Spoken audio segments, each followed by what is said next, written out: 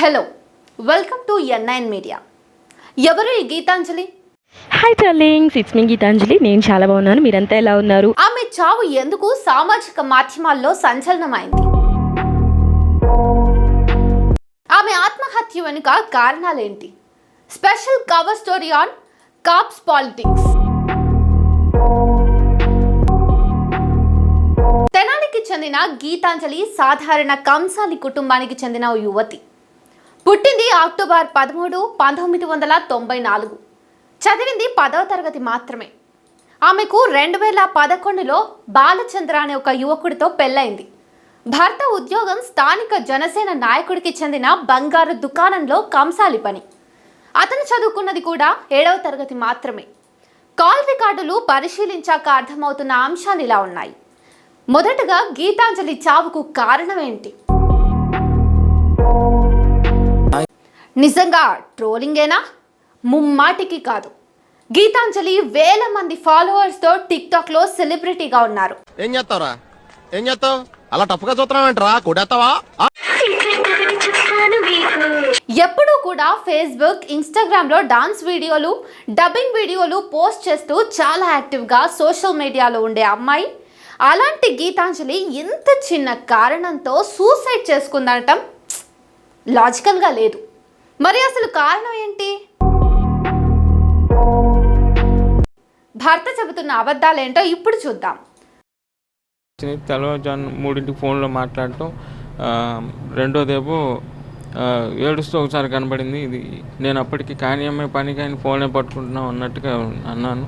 స్కూల్కి రెడీ చెయ్యేది ఇది అన్నాను. బాలచంద్ర మీడియాతో మాట్లాడుతూ తనకు చాలా కాల్స్ వచ్చాయి, ఎవరెవరో ఫోన్ చేసి బాగా తిట్టారు, అర్ధరాత్రి 3 గంటలకు కూడా ఏడుస్తూ కాల్ మాట్లాడడం నేను చూశాను అని చెప్పాడు. కానీ అమ్మాయి కానీ ఫోన్ అప్పటికి ఫోన్ ఇలా పట్టుకొని జడేస్తుంది, ఏడుస్తుంది. ఎందుకమ్మా ఏడుస్తున్నావు కానీ ఏంటి ఏడుస్తున్నావు కానీ అని చెప్పి అన్నాను. అసలు ఇందులో వాస్తవం ఎంత? కాల్ డేటా పరిశీలించగా అర్థమవుతున్న విషయాలు ఇప్పుడు మనం చూద్దాం. గీతాంజలిని వైసీపీ సోషల్ మీడియాకు చెందిన షేక్ ఆలియా అనే యువతి స్థానిక ఎమ్మెల్యే అన్నబత్తుని శివకుమార్ ఆధ్వర్యంలో మార్చి 4న జరిగిన జగనన్న ఇళ్ల పట్టాల కార్యక్రమంలో ఎమ్మెల్యేని పొగడటానికి తీసుకెళ్లింది. ఆ సమయంలో జనం మాట అనే ఒక వైఎస్ఆర్సీపీ సోషల్ మీడియాకు చెందిన యూట్యూబ్ ఛానల్ అడిగిన ప్రశ్నకు ఎమ్మెల్యేను పొగుడుతూ, శివన్న అందరితో కలిసిపోతాడు, మా పెద్ద కూతురు పెద్ద మనిషి అయినప్పుడు ఫంక్షన్కు కూడా వచ్చారని చెప్పింది. ఇక్కడ మనం గమనించాల్సింది ఒకటి ఉంది. గీతాంజలికి 2 పిల్లలు. రుషిత 8 సంవత్సరాలుంటే రుషిక 5 సంవత్సరాల వయసులో ఉంది. అసలు ఇందులో ఎవరు మెచ్యూరేజ్కి రాలేదు. దాంతో పాటుగా జగనన్న అమ్మఒడి 5 సంవత్సరాలకు ఇచ్చాడని, అది తాను బ్యాంకులో ఫిక్స్డ్ డిపాజిట్ చేసుకున్నానని చెప్పింది. జగన్ ఇచ్చిందే 4 సంవత్సరాలు. అయితే 5 సంవత్సరాలు ఎక్కడి నుంచి వచ్చాయని సోషల్ మీడియాలో ప్రశ్నలు తలెత్తాయి.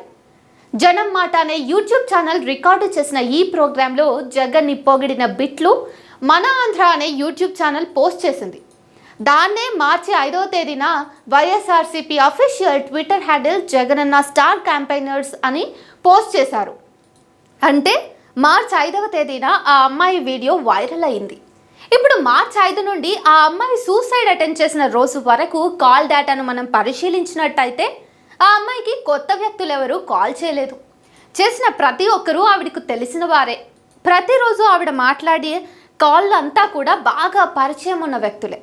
భర్త చెప్పినట్టు రైలు ప్రమాదం జరగడానికి ముందు రోజు అంటే మార్చి 6వ తేదీ అర్ధరాత్రి 3 గంటలకు ఏడుస్తూ ఫోన్ మాట్లాడటం అనే విషయం పచ్చి అబద్ధం.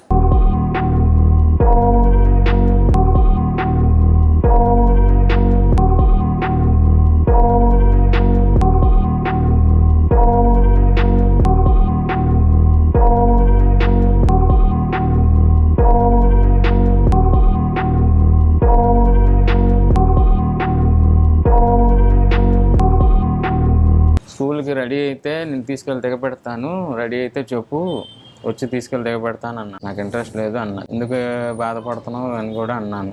ఒక అరగంట గంటకి మధ్యలో ఫోన్ వచ్చింది నాకు, 12ంటికి ఆ ప్రాంతం. ఎవరికి ఇబ్బంది ఉండదండి అని అన్నది. ఎవరికి ఇబ్బంది ఉండదు, ఏం మాట్లాడుతున్నావు అని అన్నాను. ట్రైన్ సౌండ్ వినపడింది నాకు.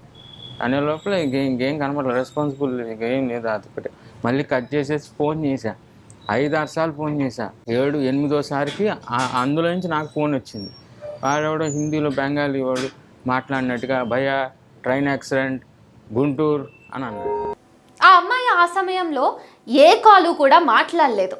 గీతాంజలి భర్త చెబుతున్న అబద్ధం ఆ అమ్మాయి భాష్యం స్కూల్లో టీచర్ జాబ్ ఇంటర్వ్యూకి వెళ్తున్నా అని చెప్పిందట. అలా చెప్పే బయటకెళ్ళిందట. ఆ అమ్మాయి క్వాలిఫికేషన్ని మనం ఇందాకే మాట్లాడుకున్నాం, కేవలం 10వ తరగతి మాత్రమే అని. ఆ క్వాలిఫికేషన్తో టీచర్ జాబ్కి అప్లై చేయటం కుదరదు. భాష్యం స్కూల్లో కూడా ఆ అమ్మాయి తరఫున ఎలాంటి అప్లికేషన్ కూడా రాలేదు. తను చనిపోయే టైంకి భర్త ఆమెకు ఫోన్ చేసినట్టు, తర్వాత ఫోన్ చేస్తే ఎత్తనట్టు, తర్వాత ఎవరో హిందీ వాడు ఆ అమ్మాయి ఫోన్ నుండి ఇతనికి కాల్ బ్యాక్ చేసి హిందీలో తెలియనిదేదో మాట్లాడినట్టు, అప్పుడు స్టేషన్కి వెళ్ళి ఆ అమ్మాయిని వెతికినట్టు చెబుతున్నాడు. కానీ కాల్ డేటా ప్రకారం చూస్తే గీతాంజలి ఇంటి నుండి బయటకు వెళ్ళి తెనాలి రైల్వే స్టేషన్ దగ్గర కూర్చుని తన భర్తకు ఫోన్ చేసి ఎగ్జాక్ట్గా 10:43 దాదాపు 5 నిమిషాల పాటు అంటే 283 సెకండ్ల పాటు మాట్లాడి తర్వాత భర్త తన పనిచేసే దుకాణం నుండి ఇంటికి వెళ్ళిపోయాడు. చనిపోయే సమయంలో ఆఖరి కాల్ గీతాంజలి ఫోన్కి తన భర్త మాత్రమే చేశాడు. అంతేకాని భర్త చెబుతున్నట్టు ఆ అమ్మాయికి ఏ ఫోన్ కాలు రాలేదు. మరి గీతాంజలి చనిపోవడానికి కారణం ఏంటి? ఇక్కడే అసలు కథ అంతా ఉంది. గీతాంజలి సోషల్ మీడియాలో యాక్టివ్గా ఉండటం తన భర్తకు నచ్చనట్టు, పిల్లల్ని పట్టించుకోకుండా ఫోన్లోనే ఉంటుందని ఇంట్లో తరచూ గొడవలైనట్టు పక్క ఇళ్ళ వాళ్ళు చెప్తున్నారు. ఇదే విషయాన్ని ధృవీకరిస్తూ వారి అత్త కూడా టీవీ ఇంటర్వ్యూలో చెప్పింది. మా అబ్బాయికి చదువు రాదు, ఆ అమ్మాయి ఏమో అంత ఇంగ్లీష్ మీడియం, పిల్లల్ని చదివించుకోవడం అంత స్పీడు. మాకు ఆనందమే కదండి అలాగా. కాకపోతే ఫోన్లో ఎప్పుడు రోజు ఫోన్లు ఫ్రెండ్స్ ఇదిగా ఉంటుంది, అదొకటే ఎప్పుడన్నా వద్దంటాం. అది ఇలాగ జరుగుతుంది అనేది. అన్నింటికంటే ముఖ్యమైన సాక్ష్యం వెంకట్ మరి అనే అతను ఫేస్బుక్లో ఒక పోస్ట్ పెట్టాడు.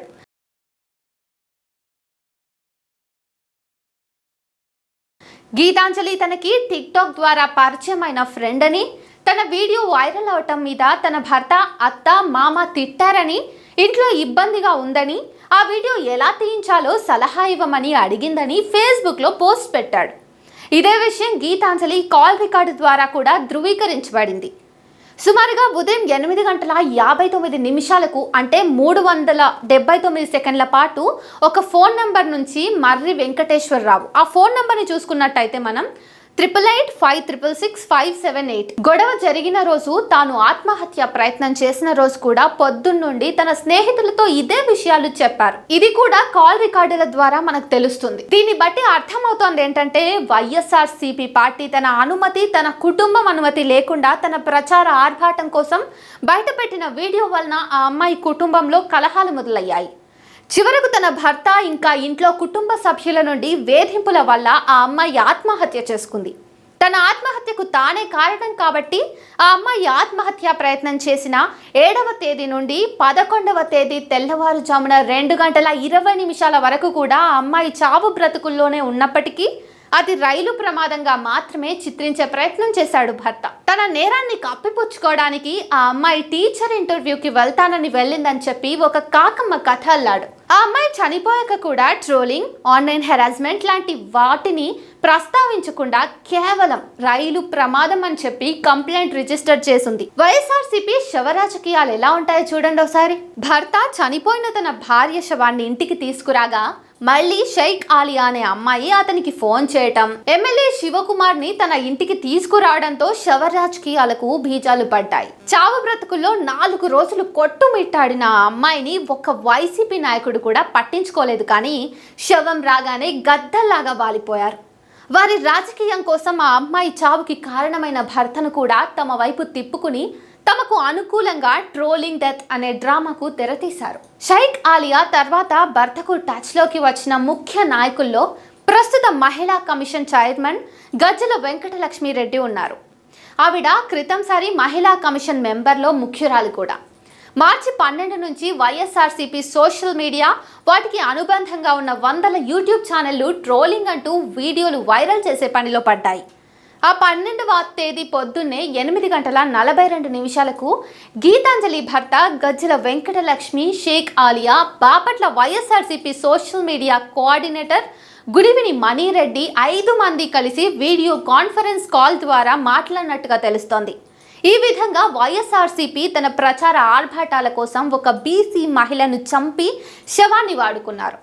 వైఎస్ కుటుంబంలో ఇలాంటి శవ రాజకీయాలకు ఇదేం కొత్త కాదు. 2007 డిసెంబర్ 27వ తారీఖు జరిగిన ఆయేషా మేరా హత్య కేసులో కూడా జరిగింది ఇదే.